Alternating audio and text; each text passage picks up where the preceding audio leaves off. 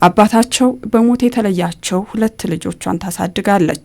በለጥ ስታሉ ንፋስ ስልክ ላፍቶ ክፍለ ከተማ ወረዳ 1 ደግሞ መገኛዋ ነው። መኖሪያ ማረፊያ የመሰለች ግን ደግሞ ማሳረፍ የማትችል ጎጆ ነች። ይቺ ጎጆ ክረምት ሲመጣ ፈተናው አልፍ ነው። በለጥም ወቅቱን የምታሳልፈው በሰቀቀን ነው።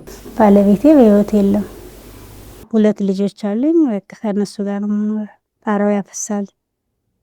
እንደዚህ በእንትን የሚገባ ነበር። በጎንም በጣም ፍሳሽ ነበረው። ሙቀት ሲሆን በጣም ይሞቃል፣ ቅዝቃዜ ሲሆንም እንደዛው ነው። ሌሊት በተለይ ጭራሽ በቃ እንዲህ ነው የሚያነሳሽ። ብርዱ ራሱ አያስተኛም በጭራሽ ማለት ነው። በጣም ቅዝቃዜ ነበረው። የፈለገ ልብስ ብትደራረቢ ምን ብትይ በጣም ቅዝቃዜ አለ።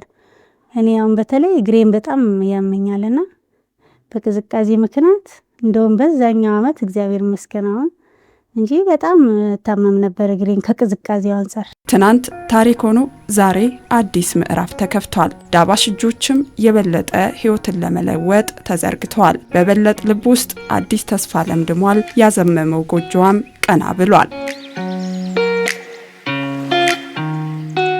በጣም የተደሰትኩት ከኔ በላይ ደግሞ ልጆችም ሲደሰቱ ስላየው ልጆቼ በጣም ነው ደስ ያላቸው። በጣም በቃ ማይ እንደኛም እንደሰው ሆነ ምናምን በቃ የሆነ በጣም የነሱ ስሜት ለኔ በጣም ትልቁ ነገር ዋናው ነገር ማለት ነው። በቃ ደስ ነው ያላቸው። ቁልፉ ተሰጥቶን መተው ገብተው ምናምን ሲያዩት በቃ ይሄ ቤት የኛ ቤት ሆነ በቃ እኛም እንደሰው ሆነ ማለት ነው። እኔ እንጃ እንደዚህ እንሆናለን ብለን አላሰብንም ነበር። እኛ እንደዚህ ምን ቀጥል ነው መሰለን። እግዚአብሔር እኩል አደረገን። እኛም እንደሰው ሆነ ብለው በጣም ተደሰቱ።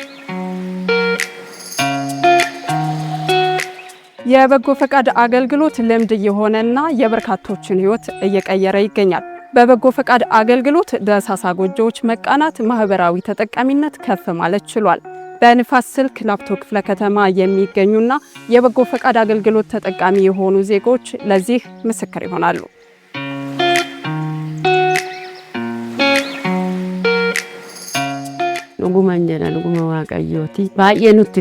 እውነት ለመናገር እጅጉን እንቸገር ነበር። ከላይ ጣሪያው እጅግ ያፈስ ስለነበር ዝናብ ያስቸግረን ነበር። ከስር ደግሞ ጎርፍ ያጠቃን ነበር። ክረምት በመጣ ቁጥር ሰቀቀን ነበር። ዛሬ ግን ያ ሁሉ ፈተና አልፈን ይኸው ለዚህ በቅተናል። ለዚህም ይህን ላደረጉልን ምስጋናዬን አቀርባለሁ። ወፍታንሳና ይብሱንጀ እኔ እውነት ለመናገር በጣም ደስታ ነው የተሰማኝ። ውስጤ እርካታ አለው።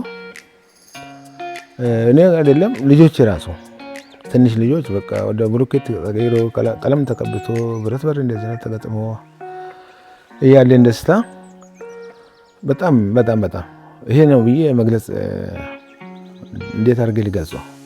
ትናንት የነበርክ መከራ ተሻሽሌ ዛሬ ደግሞ የሆነ ለውጥ ስታመጣ ነገ ደግሞ ከዚህ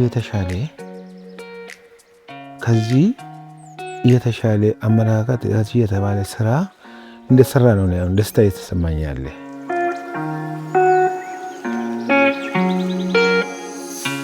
ሁሉም ነገሩ ጥሩ ነው። እንግዲህ ጌታ ያለውን መረጠልኝና ሰጠኝ። በልብ ያሰበውን መድኃኒዓለም አደረገልኝ። ያማረ ቤት ነው ያገኘነው። ተሱ የተሻለ ቤት ነው ያገኘነው። እግዚአብሔር ይመስገን። ዕቃ ቤትም አለው፣ ባኞ ቤትም አለው። ሁሉም የተሰላ ነው። ሁሉም ያማረ ነው። መገዳደፍ ያለ ነው። ቢገዳደፍ ሁሉ ነገር ያምራል። ስለዚህ እንግዲህ እግዚአብሔር እንደ ቸርነቱ ተሰርቶ ነው ተነጥፎ ነው ያገኘሁት። ይሄን የነሱ ክረምት ሲመጣ ልጆች የሚያለቅሳሉ፣ እኔም አለቅሳለሁ።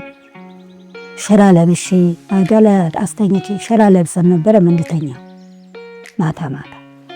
አሁን ተዚህ ሁሉም ስቃይ ተዚህ ሁሉም ችግር አውጥታችሁኛል። እኔ አሁን ምን ስበላ ስጠጣም ስተኛም ስነሳ መንገድን ስሄድም ጸሎት ማድረጌን መምርቃቴን አይቀርም።